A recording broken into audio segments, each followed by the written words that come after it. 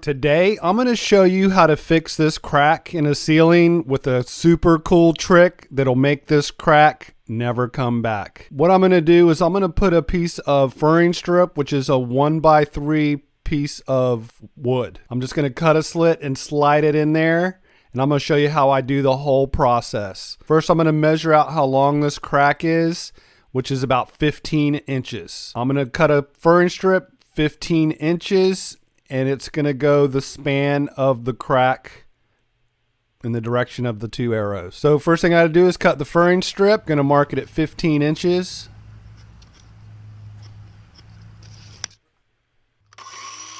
Doesn't have to be perfect, and just cut it. You don't need a perfectly straight line because it's going up in the ceiling. So I'm going to take my pencil and just kind of trace out how wide the furring strip is and also how thick.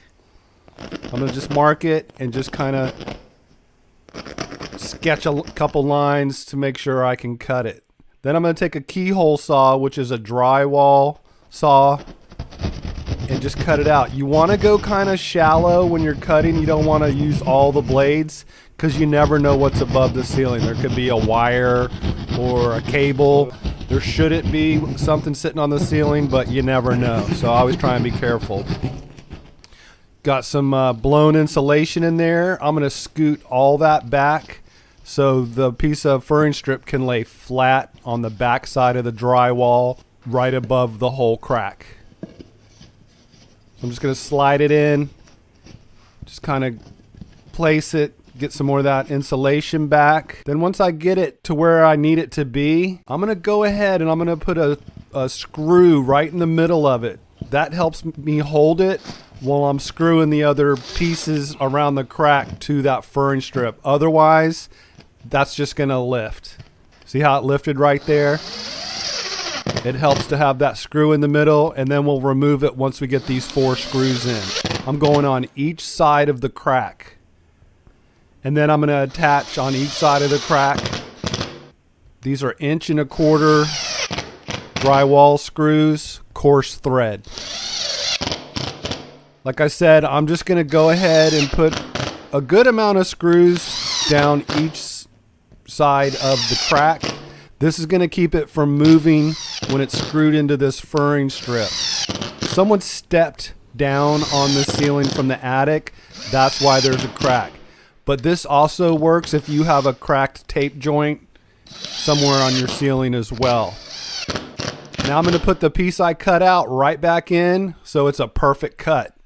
And you don't even need a new piece of drywall or anything. If you're a homeowner needing to fix a crack, you can put what you cut out right back in. Now I'm going to put 4 screws in this piece as well. Some people will say that's a lot of screws, but trust me, I know what I'm doing, and you don't want that crack moving around or it's going to crack again. Never had a problem doing that before.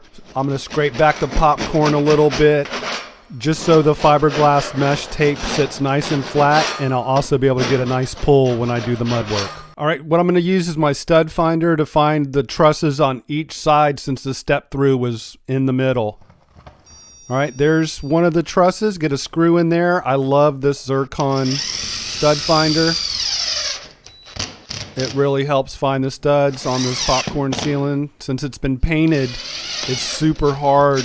What I'm going to do is I'm going to go ahead and skim coat this whole ceiling after I do this repair, because it's a painted popcorn ceiling and it will not scrape off. I'm going to put the fiberglass mesh tape over the crack. I'm going to make sure it's stuck really good and really flat just by running my hand over it. Then I'm just going to tape off these 2 little areas where I did the cutout, and it'll be ready for the mud work. When you use fiberglass mesh tape, you always want to use a setting type compound, which is a powder form that you mix to a joint compound. Very important, or it's not going to have a good result. I'm going to use this 5-minute mud. It does come in smaller bags and also comes in 20-minute, 45-minute, and 90-minute. But this 5-minute just going to let me be able to keep working, and it's going to be dry in like 5-10 minutes. It's kind of like baking a cake. You want to get all the lumps out. You don't want to start out with too much water. You just want to have enough to get going, and then you can add more. If you put too much water in, you're going to have to keep adding powder, and it just becomes a mess. So basically, you're just going to go ahead and just kind of squish it out on the sides and let the water soak in. It doesn't have to be like super thin. You want it a little thick on this first coat. Not too thick, but not too thin. You want it to be good and solid when you put it over that crack, so that crack don't come back. So I'm just going to keep mixing. Normally you want to wait a minute after you get it pretty mixed up with the 20, 45, or 90, but this 5 minute, you have no time to waste. Once you get it where you need it, you need to go and get it up on your repair. This stuff is super strong. Always use it with the fiberglass mesh.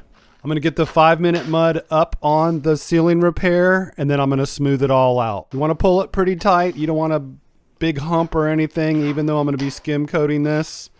If you're not going to be skim coating, you just want to treat it like a drywall tape joint and just do 2 coats of mud over it.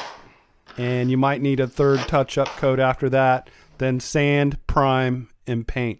I have plenty of videos where I match texture or do a smooth finish as well. As you can see, I got a nice tight pull on the repair and also filled the screw holes that were on the 2 trusses on each side of the crack. I'm getting ready to skim coat. I'm gonna put that in another video, and stay tuned for that. And also let me know what kind of drywall project you're working on.